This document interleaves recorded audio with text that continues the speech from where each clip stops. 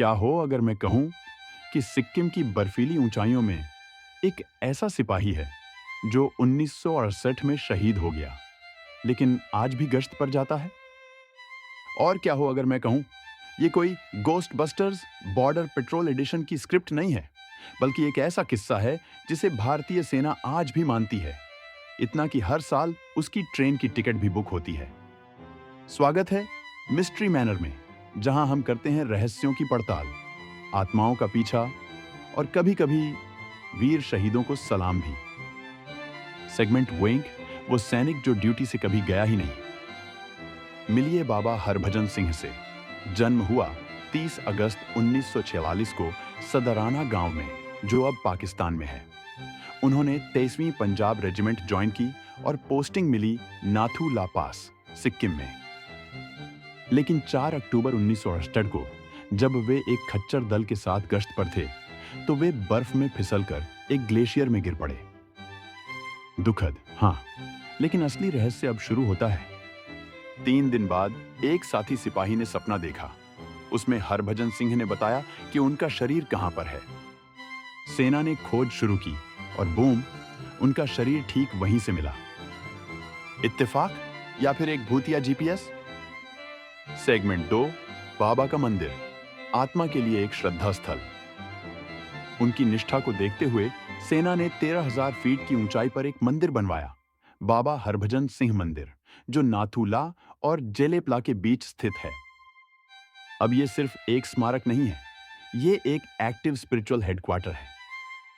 उनका बिस्तर रोज लगाया जाता है, उनकी यूनिफॉर्म हर सुबह प्रेस होती है, उनके जूते हर सुबह कीचड़ से सने मिलते हैं, जैसे कोई रात भर चलकर आया हो। अब सोचिए, वो सिपाही जो जूतों की सफाई करता है, साहब, बाबा के बूट फिर से गंदे हो गए। सेगमेंट 3, ड्यूटी पर तैनात आत्मा। अब बात थोड़ी और रहस्यमयी हो जाती है। सैनिकों ने रात के अंधेरे में एक वर्दीधारी सिपाही को अकेले गश्त लगाते देखा है। तूफानी मौसम या तनावपूर्ण हालातों में कई जवानों को सपनों या विजन में बाबा दिखाई देते हैं। कहते हैं, अगर आप ड्यूटी पर सुस्त हैं, बाबा एक झापड़ भी रसीद सकते हैं, और अगर आप श्रद्धा से भरे हैं तो एक अद्भुत शांति का अनुभव होता है, जैसे कोई आपकी रक्षा कर रहा हो। अब इसे कहते हैं HR approved ghost surveillance. Segment 4, छुट्टी पर जाने वाला भूत सैनिक। अब आते हैं इस कहानी के सबसे प्यारे देसी ट्विस्ट पर।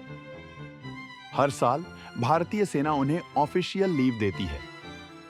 ट्रेन टिकट बुक होती है न्यू जलपाईगुड़ी से पंजाब तक। उनका ट्रंक, बूट और पानी की बोतल भी साथ भेजी जाती है। एक सीट खाली छोड़ी जाती है भूत के लिए। 2 सैनिक उनके साथ जाते हैं, जैसे आफ्टर लाइफ के ट्रैवल बडीज। और भारतीय रेलवे बोले, हाँ, हमारे पास भूत पैसेंजर भी हैं, एक्स्ट्रा चार्ज नहीं लगेगा। सेगमेंट 5, जब चीन भी करता है सम्मान। भारत चीन के फ्लैग मीटिंग्स में कहा जाता है कि चीनी सेना बाबा हरभजन सिंह के लिए एक खाली कुर्सी छोड़ती है। हाँ, सरहद के उस पार भी उनकी मान्यता है। सोचिए, जब भूत भी बॉर्डर विवाद सुलझा दें, उससे पहले कि डिप्लोमेट्स करें।